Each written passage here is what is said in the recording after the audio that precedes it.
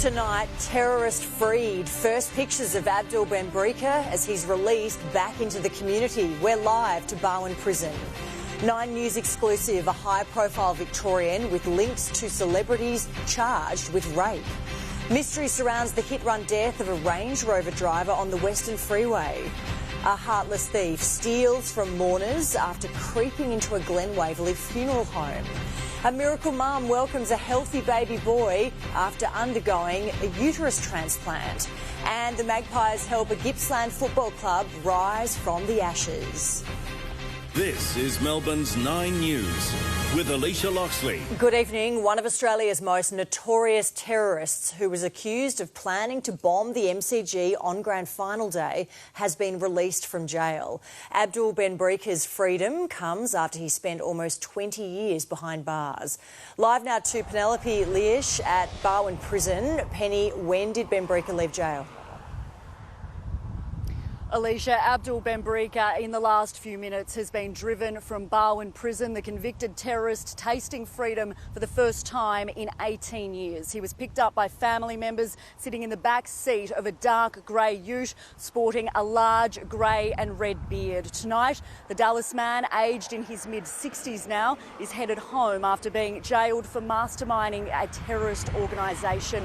He served a 15-year sentence here at Barwon Prison and was then held for an extra 3 years. But a decision today from Victoria's Supreme Court has allowed him to walk free back into the community under strict conditions. Nine's National Affairs editor Andrew Probyn has the story.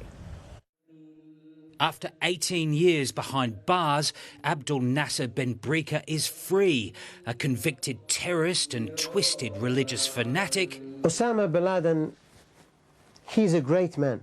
Benbrika is no run-of-the-mill terrorist, if there is such a thing. The Algerian-born cleric was convicted of masterminding a terrorist organisation, a co-accused claiming there was a plot to attack prominent targets. Stripped of his Australian citizenship 3 years ago, it was reinstated by the High Court last month. His release granted under strict conditions. Benbrika must wear an electronic monitoring device, reside at his family's Melbourne home, subject to a curfew, not leave Victoria or visit airports, ports or prisons, continue a de-radicalisation program. He's banned from owning weapons and restricted in his phone, internet and computer use. The very fact that he is now on an extended supervision order is a clear indication that he represents a threat to the community. All options carry some risk. What needs to be kept in mind is that reoffending rates for terrorism are extremely low. Among those who assessed Benbrika as ready for release, Anne Speckhard, an American psychiatrist and expert on Islamic radicalisation. We viewed Nasser as not imminently dangerous, but also not completely de-radicalised. The opposition insistent Benbrika should have been kept in jail. Benbrika is the worst of the worst. The Prime Minister has not done everything that he could do to keep Australians safe. It's a matter of the law, and we have put in place the strongest possible recommendations to ensure community safety. Unable to deport him, the Albanese government believed it couldn't keep Benbrika in jail indefinitely. It can only hope he no longer poses an unmanageable risk. He absolutely does not want to go back to prison, so he is not going to preach violent jihad to anybody. A lot rides on this assessment being right. Andrew Probyn, 9 News. A high-profile Victorian identity known to Australian celebrities and sporting figures has been charged with rape. But the man can't be identified after he won a legal fight to keep his name a secret. Niri Tai has this exclusive report. He's linked to celebrities and sporting stars, now an alleged rapist trying desperately to avoid the spotlight. We can't tell you his name, but only that he's a man in his 60s who allegedly sexually assaulted a woman at an apartment in March. The man was arrested and interviewed the following day. He was released and later charged on August 8. The father faces 2 counts of rape, 1 count of attempted rape and 1 count of sexual assault. He denies the allegations. For months, high-profile barrister Dermot Dan KC has been fighting to keep details of the case suppressed, citing mental health issues, including post-traumatic stress disorder following his arrest. He was put in a cell which he's never been in before. He was totally humiliated, the man's GP told the court. Another psychologist was called in to give evidence, saying the man's depression and anxiety were being exacerbated by this court case. He was terrified that this would be public and his children would be on the receiving end of some comments, as well as his ageing parents. The court heard the accused avoids public places like sporting grounds and supermarkets since being diagnosed with PTSD. But the prosecution questioned a number of recent holidays, including overseas trips. After 3 days of evidence, the magistrate agreed to suppress the man's identity, fearing his mental health would deteriorate. Neri Tai, 9 News. Police are looking for a truck driver after a deadly hit run on the Western Freeway. The 23-year-old victim was standing outside his car when he was struck. Crime reporter Gillian Lantouris has more. Cold and dark, but he was left for dead. A 23-year-old man struck and killed in the middle of the Western Freeway.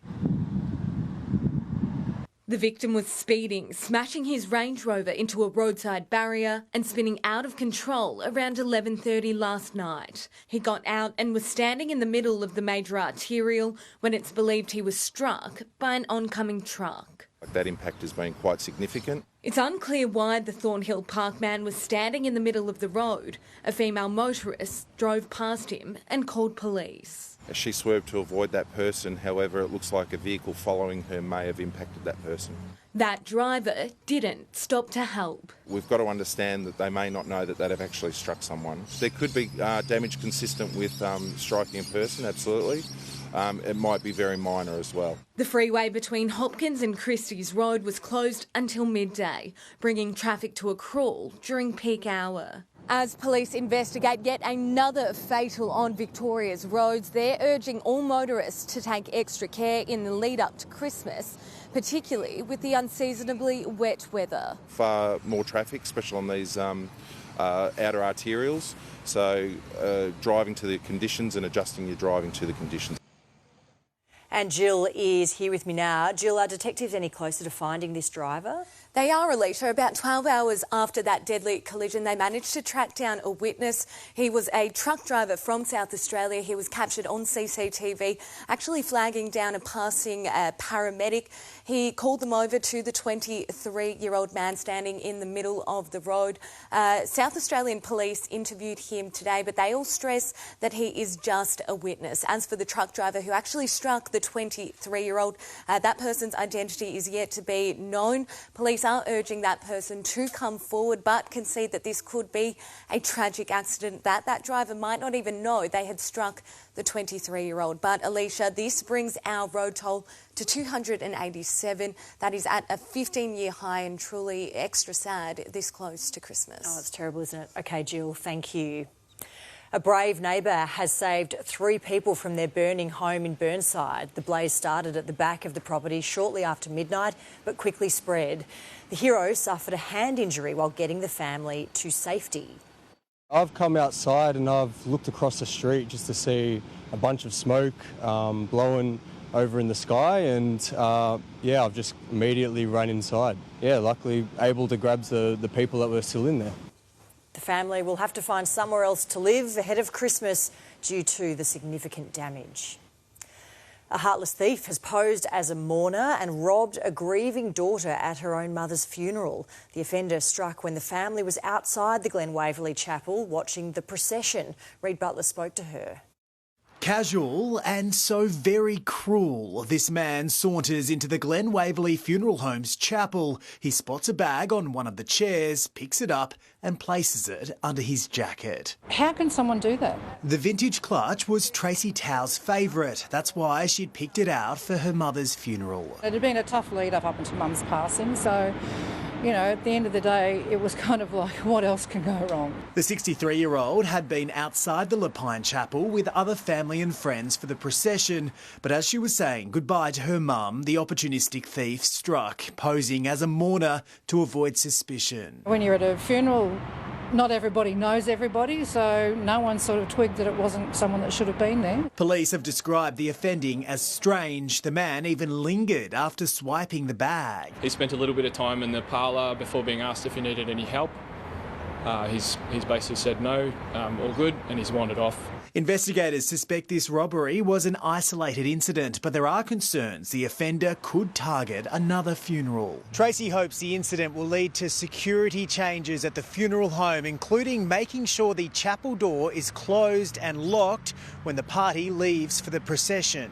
And if anybody needs to come back into the chapel, come in via reception. While there was nothing valuable in the bag, Tracy's speaking out as a matter of principle. I know times are tough and I know people are struggling, but this was a funeral. Reid Butler, 9 News. A chef has been charged with murdering his female co-worker at Canberra's National Zoo and Aquarium. The woman had recently moved from Southern Asia to start a new life here in Australia, and police are now trying to work out a motive. More from Alex Heinke. The smiling chef, tonight charged with a horrific crime.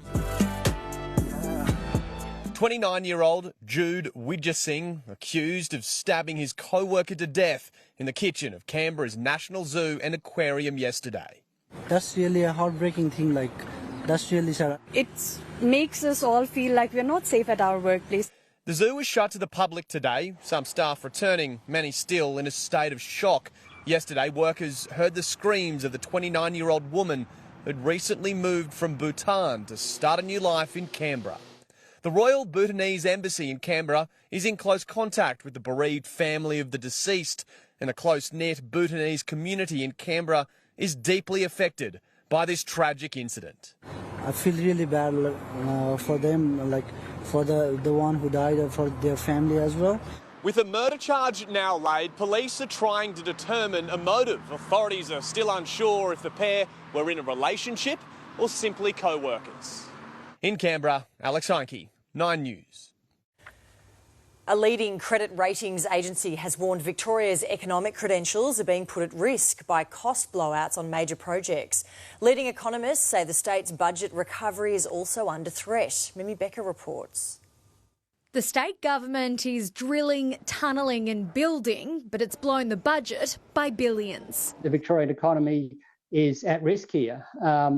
The government has undertaken a lot of projects. As the state debt soars, global credit rating agency S&P has rated Victoria AA, which is the lowest of any state or territory. The government now in the firing line to possibly pay higher interest rates. The Premier must take a step back and ensure we don't send Victoria off a cliff, because that's where we're heading at the moment. It was revealed last week the North East Link will cost a staggering $26.1 billion, $10 billion over budget, while the Premier signed off on the multi-billion-dollar suburban rail loop just days earlier. If you put all of your eggs in one basket like the SRL, ultimately you pay the price of not being able to do anything else. The opposition has called on the Auditor-General's office to run an urgent review into major infrastructure projects.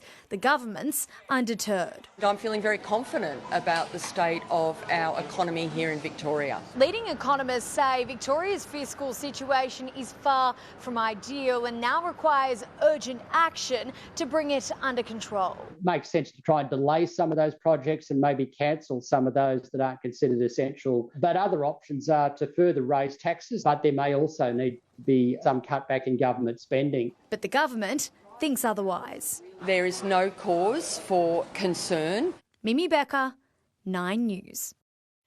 A former Victorian Liberal candidate has become the first person in Australia found guilty under foreign interference laws introduced in 2018. A court found Sunny Dawe tried to influence federal politicians on behalf of the Chinese Communist Party, using donations to build relationships with government. Dawe has always claimed his donations were genuine. He will be sentenced at a date to be fixed.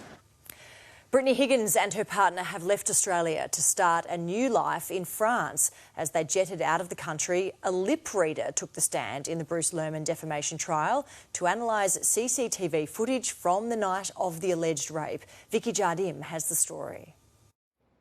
Network 10 flying in UK forensic lip reader Tim Reedy for the final day of evidence in the Bruce Lerman defamation trial. Mr Reedy, who spent 3 days looking at CCTV footage, told the court he believed drinks were being pushed in Brittany Higgins' direction, which suggested she was being plied with alcohol. The court heard the transcript from Mr Reedy and Mr Lerman saying, "Drink that all now," with Miss Higgins replying, "Oh, I don't want to." Mr Reedy acknowledged in court that he had no formal training in linguistics or lip reading and that it was a skill that had been self-taught.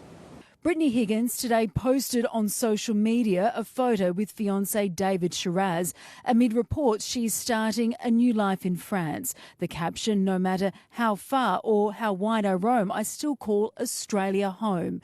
Bruce Lerman is suing Network 10 and Lisa Wilkinson for defamation over a February 2021 The Project interview with Brittany Higgins. The court heard Fiona Brown, Brittany Higgins' former boss, was told by Senator Linda Reynolds and another minister to go to police.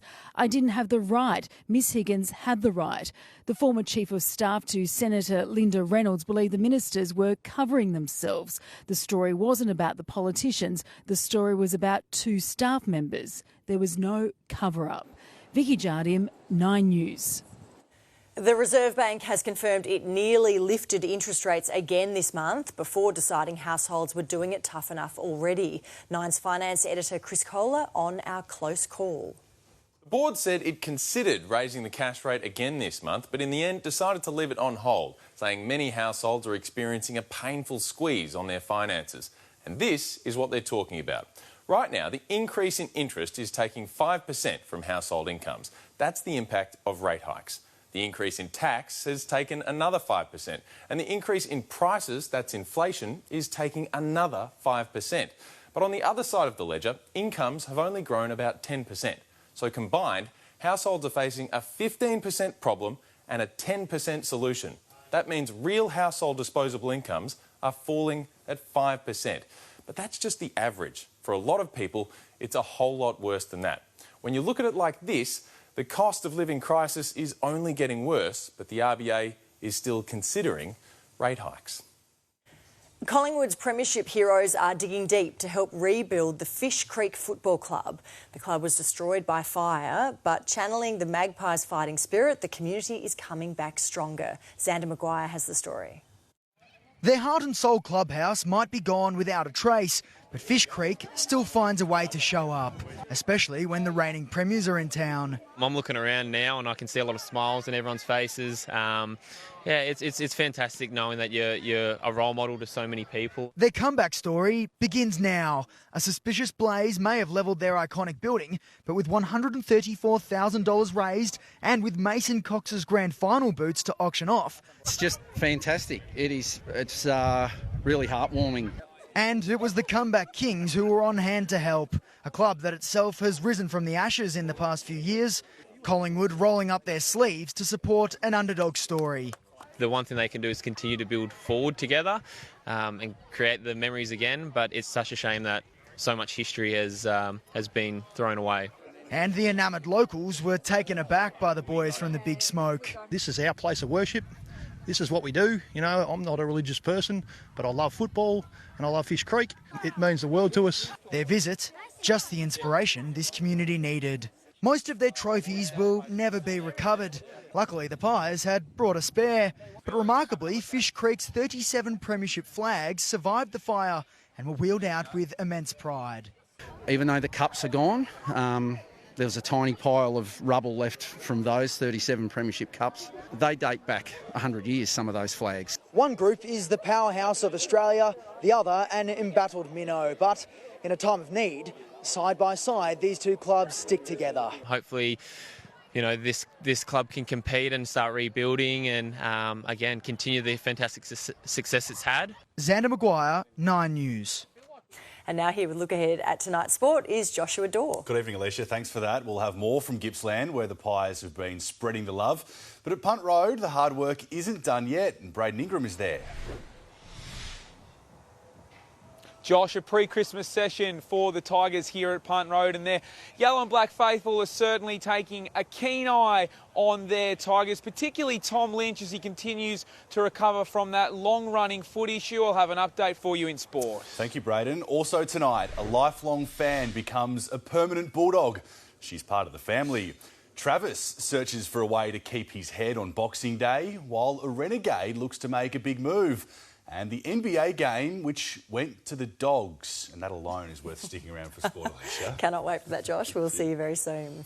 Ahead in 9 News, billion-dollar drug bust, a botched kidnapping leads police to an apartment filled with cocaine. Plus, the truck driver accused of the Amesbury school bus crash speaks outside court. And eat your heart out, Clark Griswold, the Christmas lights display that can be seen from space.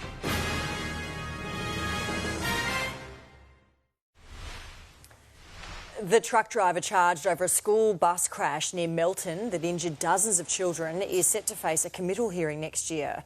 Jamie Gleeson spoke briefly to reporters outside court after a preliminary hearing over his dangerous driving charges. What do you think of the delay today? No problem. How are you coping? Doing okay. Gleeson will return to court in April. Police have uncovered $1 billion worth of cocaine stuffed inside the cupboards of a Sydney apartment.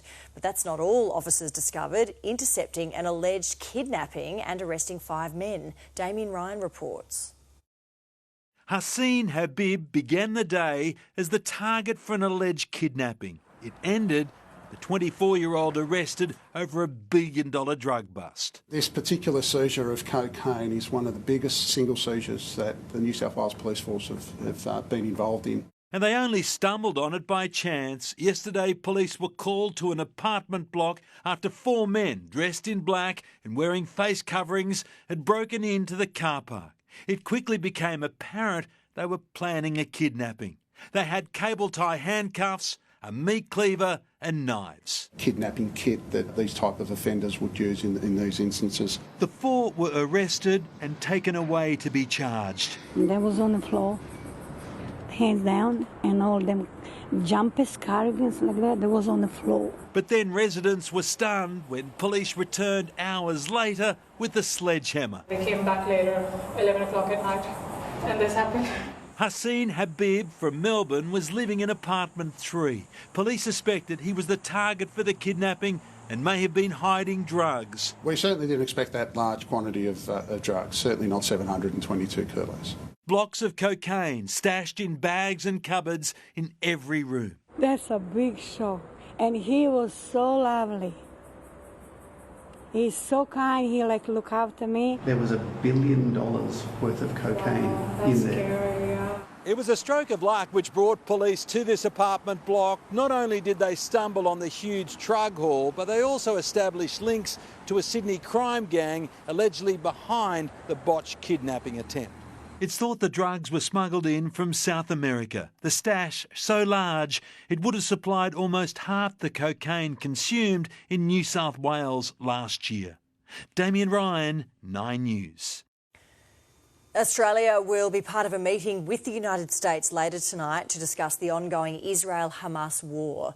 And while we're unlikely to send a warship to the Red Sea, Australia will deploy more personnel to the Middle East. Edward Godfrey has the story. For days, there have been questions about America's ongoing support for Israel's war strategy. One of the purposes of this visit, to present a united front to the enemy and the world. US Defence Secretary Lloyd Austin reaffirming the US is here to stay. Our commitment to Israel is unshakable. It follows comments from President Joe Biden that Israel is losing international support. Hamas says the death toll inside Gaza since October 7 is nearing 20,000. Protecting civilians, a key issue discussed in Tel Aviv, along with escalating hostilities on other fronts, including the Red Sea. Yemen's Houthi rebels, who've been attacking commercial vessels in recent weeks, targeting more, one of them British. This threatens the freedom of navigation of the entire world. Oil giant BP, the latest to stop all shipping via the Red Sea, fearing attacks by the Iranian proxy. America had requested an Australian warship be sent to the region, but it's understood more Defence Force personnel will be sent instead. Hamas has released a video of 3 elderly hostages, believed filmed under duress, calling for their release. As Israel urges caution to claims its snipers killed a mother and daughter at a church in Gaza City, where hundreds were sheltering. This from the UK's most senior Catholic. It's certainly a cold-blooded killing. We do our best to conduct our operations as carefully and as professionally as possible. Edward Godfrey, 9 News. An Australian man who's been in a Singapore prison since October could be released by Christmas. 30-year-old Kevin Hawkins is expected to plead guilty and will get a lighter sentence after making a bomb threat on a scoot flight from Singapore to Perth.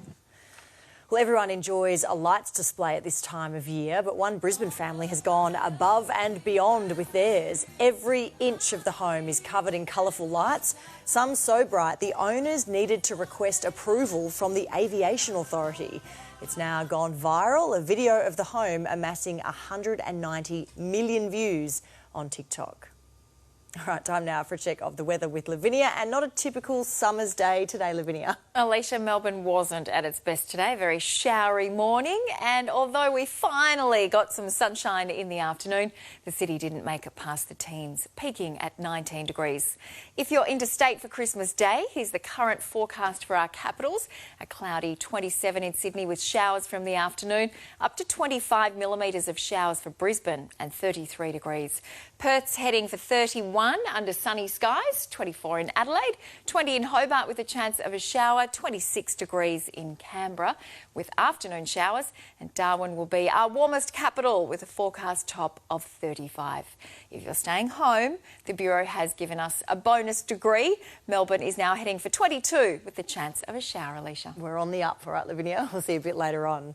Well, still to come, dicing with death. 3 tram surfers spotted hitching an illegal ride along Flinders Street.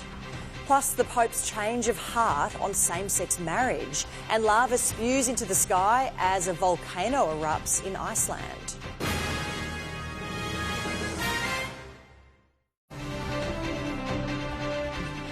A trio of reckless tram surfers has risked their lives for an illegal ride down busy Flinders Street. They were filmed riding on a tram's rear bumper at the intersection of Swanston Street. Yarra Trams has slammed the act as irresponsible. If caught, they could each face a fine up to $460. The Vatican has made a significant change with Pope Francis to allow priests to bless same-sex couples.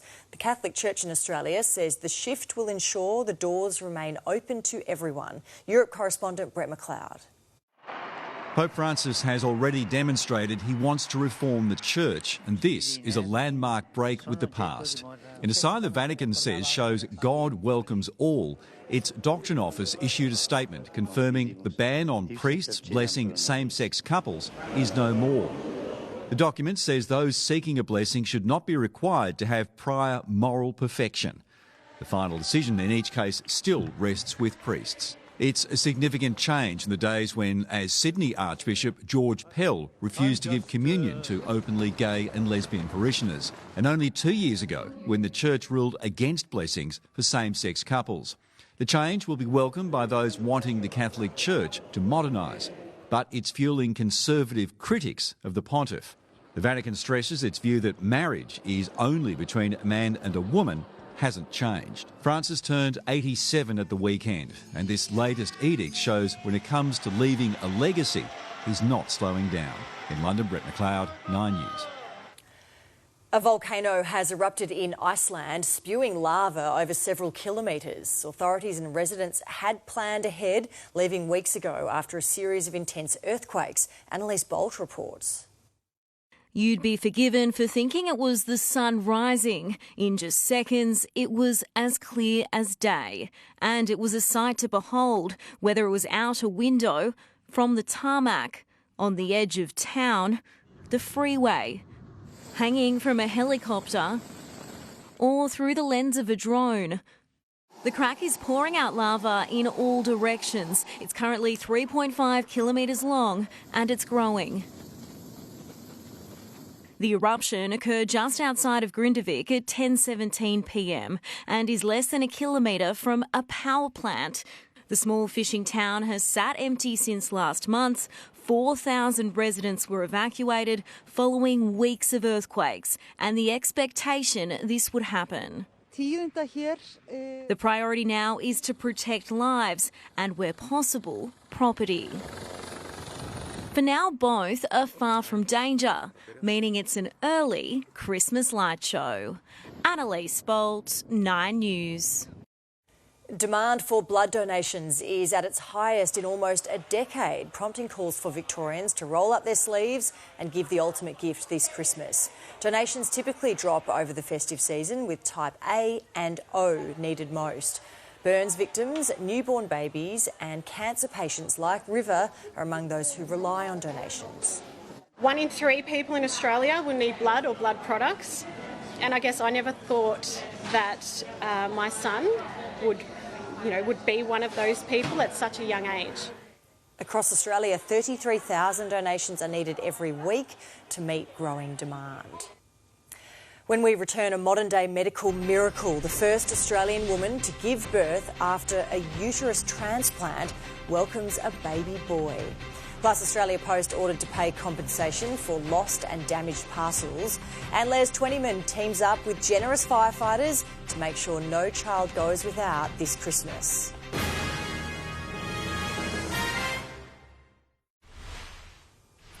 If you've had a parcel lost or damaged by Australia Post, you could be entitled to your share of a $2.9 million payout. The company admits it engaged in deceptive conduct when it failed to accept compensation requests from as many as 10,500 businesses. But there is a scam warning. The ACCC says Australia Post won't reach out to affected customers. Instead, a claim should be lodged on its official website. 1 year ago, Australian woman Kirsty Bryant didn't have a uterus. Now she's delivered a healthy baby boy in what's being hailed a medical marvel. Here's Kate Creedon. Like all babies, Henry Bryant is a miracle. But this miracle is also Australia's first baby born following a uterus transplant. In 2021, mum Kirsty underwent a life-saving emergency hysterectomy after suffering a bleed during the birth of her daughter. She was told she'd never carry a child again. But under the care of a team led by Associate Professor Rebecca Deans at the Royal Hospital for Women, the 30-year-old became the first Australian to undergo a uterus transplant, with a uterus donated by her mum Michelle. It's the ultimate gift. Henry was born by caesarean section on Friday. It was unbelievable. There was barely a dry eye in the room. It was really exciting. He was a bit chilled out, and I think Kirsty was a bit worried initially, but he was just lovely and healthy, 10 fingers, 10 toes, all beautiful. 37-year-old Prue Craven was born without a uterus. She underwent a transplant not long after Kirsty in March. She's now 16 weeks pregnant. And just last week, doctors here at the hospital performed a third transplant, this time using the uterus of an anonymous donor, with 3 further procedures planned for next year. More than 70 women have contacted the hospital wanting to be part of the trial, which is funded by the Royal Hospital for Women Foundation. But doctors are hopeful one day the procedure could be offered through Medicare. That's a combination of women who were born without a uterus. They might have lost their uterus due to a cancer. Uterus transplants are temporary, lasting about 5 years, with patients required to take immunosuppressants to prevent the body rejecting the organ. And while Kirsty might not be thinking about going again just yet, at least she has the option. What we would do is exactly the same thing, wait for her to recover and put an embryo transfer back in. I don't know whether she's going to go for that. She's just got to get over this newborn phase, obviously. In Randwick, Kate Creedon, 9 News. Well, super funds are likely to announce strong results this year following gains on the share market. Finance editor Chris Kohler again. It's been another strong day on the market, climbing all the way to a new 10-month high. And a good year for shares means a good year for super funds. Chant West estimates growth funds will return close to 9% this year, balanced funds about 5.7%, and conservative funds more like 4.4%. All will be a big improvement on last year. As for today, a healthy 62-point gain with all the sectors on the rise. Qantas was one of only a few stocks to fall today. Investors might have been spooked by news Turkish Airlines will expand its operations in Australia. And the Australian dollar was also higher, holding above 67 US cents and buying 61.5 euro cents. Families doing it tough in the western suburbs have been spoilt with thousands of Christmas presents donated by Victorian firefighters. As Eliza Rugg reports, a record number of parents have reached out for charitable help during this festive season. Lights and sirens. Firefighters arrived at Braybrook Park to make a very important delivery. There you go, you're welcome. Ticking off some festive wish lists. I got a nail kit and a rubber band loom kit. Yeah, fire truck. It's a dog. It means a lot to families who might have had an empty space under the tree on Monday. You try explaining to an 8-year-old that they can't have a gift because we had to pay the rent. I don't know how people manage without the Foundation's help. I know we couldn't. The man behind the Les Twentyman Foundation's annual Christmas gift giving could almost pass for Santa. Everybody's having fun. The foundation is the busiest it's ever been, supporting families during the cost of living crisis. There's a lot of desperation at the moment. Things have never been tougher than I've seen at the moment. Firefighters have volunteered at the event since 2016, when they put out the blaze which destroyed the charity's Footscray headquarters and all the gifts inside. Now the emergency workers dig into their own pockets to pay for presents, 3,000 in total. There's some kids here who are less privileged than us and our children, so we thought we'd supply them with some presents this Christmas. Families who couldn't make it to today's very special event won't miss out. Over the coming days, the remaining gifts will be distributed to children in need across the state. To make sure that everyone has a very Merry Christmas. Eliza Rugg, 9 News. That's so good, isn't it? All right, now returning with tonight's sport for you, Joshua Dawe. Hello again, Alicia. Thank you for that. After the break, we'll return to Punt Road, where the new coach is certainly giving his fans a treat. But for one big Tiger, it's still baby steps towards next year. Plus, back to school for the premiers. This newbie feels right at home, and how these pups stole the show from an NBA star.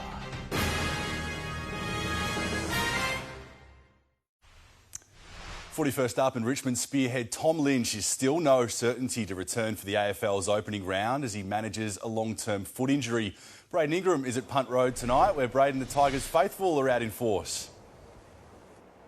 Yeah, Josh, there's certainly excitement building among the Tigers fans who are here tonight to see how the new game plan might look in 2024 under the new coach, Adam Uze. He's certainly already promised quite an attacking flair and that his side will take the game on. Now, one man who will likely be a beneficiary of that is spearhead Tom Lynch. It's just a matter of when he actually gets on the park. He hasn't played since round 4 after a long-running foot injury. They're hopeful that he will be able to get back into some full running early in the new year, but it's a matter of when he's able to join main training. So very much a question mark on round 1, but his teammates can't knock his enthusiasm. For anyone that's spent a long time in rehab, it's pretty painful, but his attitude throughout the whole time has been second to none. And what he's done for this footy club, I mean, just rocking up every day with a smile is amazing. So, yeah, to see him back running, it's certainly special. Defender Josh Gibcus is tracking well in his recovery after a trip to Qatar to repair some long-running hamstring issues. They're hopeful he will be right to go for round 1. No Dustin Martin here tonight, but he is expected at the club's final training session on Thursday. And just finally, up north, the number 1 draft pick of the 2022 draft, Aaron Cadman, he signed a 2-year extension with the Giants after playing 12 games in his first year. Josh? Thank you, Braden. Elsewhere, Collingwood is taking a cautious approach with new draftee Dawe as the young defender settles into AFL life. The 18-year-old was the star of the show at Morwell Primary today, returning to the school he previously taught at. My workload's gone down a little bit because of my knee, so I think the main thing for me is getting my body up to scratch. But apart from that, I'm doing most of the drills. The Magpies will wrap up their Gippsland training camp tomorrow. The AFLW's number 1 draft pick won't be moving far next year. Tall forward Christy Lee Weston Turner was snapped up by the Western Bulldogs, straight out of Melbourne's western suburbs. But she's not even the biggest doggies fan in her family. I'm sure you all saw my uncle's big bulldog tattoo, so yeah, that just goes to show we're all die-hard doggy supporters. So it's just feels like one of those real special moments. Incredibly, the 18-year-old plans to juggle Year 12 studies next year during her first season at Whitten Oval. To the cricket, and he's been Australia's most improved batsman, but Travis Head says he'll be going back to basics in the Boxing Day test. After a disappointing start against Pakistan, Head's declared he needs to lift his game. More from Nat Yanides. An early end to the first test means more celebrations for Australian cricket's life of the party. Even though birthday does fall during the game, looking forward to celebrating a birthday over the next few days. It's very rare that we do get 4 or 5 days off in this sort of gap. The break comes at a good time for Head, who was unhappy with his scores of 40 and 14 in Perth. Yeah, a couple of starts is disappointing to start the summer. So yeah, just go back to the same things, try and stay relaxed, train really well in Melbourne and then crack on and see if I can get some runs. While critical of his own form, the batsman was full of praise for milestone man Nathan Lyon and his call to put retirement on the back burner. His nickname's a GOAT for a reason. Might be around for a few more milestones. He's ticking them off very quickly. The Aussies will arrive in Melbourne later this week ahead of the Boxing Day test, while opponents Pakistan will play a 2-day practice match against Victorian 11 here at Junction Oval starting Friday. The game gives Marcus Harris a chance to push his case to replace retiring test opener David Warner. He's got runs over a long period of time, but he probably needs some. He knows he needs some runs more recently, and I'm sure he'll take the opportunity. He loves batting out here, so it'll be good for him.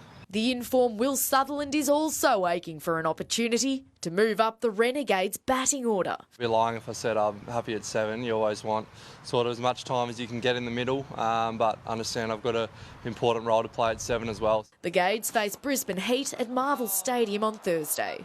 Nat Yanides, 9 News. And there weren't many reasons for Indiana fans to be skipping out of the stadium as James Harden's LA Clippers put on a show. Thankfully, Swiffer and the Double Dutch Dogs came to the rescue. Sam and her dog Geronimo hold the Guinness World Record for this trick, and Swiffer is on pace to beat that record. Pacers fans, make some noise, show some love. Swiffer, it was an otherwise rough night for the Pacers, losing 151 to 127. It's very impressive. I could never do that. That is one way to lift spirits, isn't it, in the face of a loss? All right, Josh, thank you. Lavinia returns now without any skipping ropes and with the weather. How's the forecast looking, Lavinia? Well, Alicia, Josh has been very keen to see the Boxing Day forecast for the cricket. So here it is. At this stage, we're expecting a partly cloudy top of 25 with southerly winds. As for how the pitch will be, well, it's not really my thing. I'll be back with all your weather details for the silly season after the break.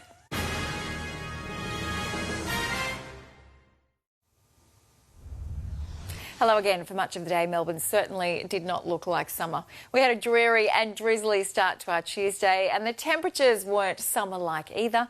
For the city, a low of 15, a top of 19, and it's already dropped back to 16.8. Avalon was the only spot to record a maximum starting with a 2, only just. It reached 20, and Ferny Creek only made it to 13. Eastern suburbs recorded 4 or 5 millimetres from the showers, just 1 or 2 through the west. The light showers have been concentrated through central and eastern parts of the state, but only a few elevated areas have recorded totals in double figures, and it's been much cooler than yesterday under moderate to fresh southerly winds. The southwest only reached the high teens. The northeast has been the warmer spot with maximums in the low 30s. A broad area of cloud is extended from southwest Queensland right through to Victoria, and there's been widespread showers and storms triggered by this low pressure trough. That trough will continue to produce storms and showers tomorrow as it contracts to the north, but there'll be dry skies over Victoria and it'll be slightly warmer. Certainly not as hot as Perth. It's heading for a windy top of 35 tomorrow, much cooler in Adelaide, 21. Hobart's only expected to reach 17 with a chance of a shower. Canberra is also in for showers as it heads for 19. A rather cool day for Sydney as well, 22 with up to 25 millimetres, and a partly cloudy top of 31 for Brisbane. Back home, it'll be a chilly night across most of Victoria with many spots heading for single figures, a low of 7 on the way for Ballarat, 8 at Horsham and the Latrobe Valley. There'll be cloud about through the south. It'll only reach the high teens and low 20s, but it'll be sunnier and warmer through the north with maximums in the high 20s. It'll be quite cool around Melbourne tonight with most suburbs heading down to 11 or 12. Then under partly cloudy skies, it'll only be slightly warmer than today, 21 degrees at Coldstream, Ringwood and Moorabbin, 20 at Pakenham and the high teens elsewhere. Just like today, the southerly winds will be quite gusty at times.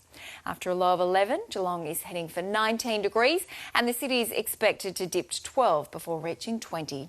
It'll warm up a little after that as winds begin to tend southeasterly, 24 on Thursday, 25 on Friday and Saturday, then cooling down a little for Christmas Eve, 22 degrees with a chance of a shower or two.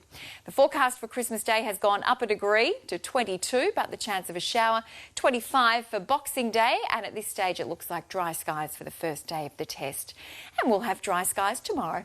After a low of 12 degrees, the city's heading for 20. There'll be blue sky about, but the southerly winds will be a little chilly again, but there is some warmth on the horizon, Alicia. That is very good news, Livinia. Thank you. And that is 9 News this Tuesday. Dimity Clancy is next with a current affair. I hope you have a great evening. For now, good night. Warming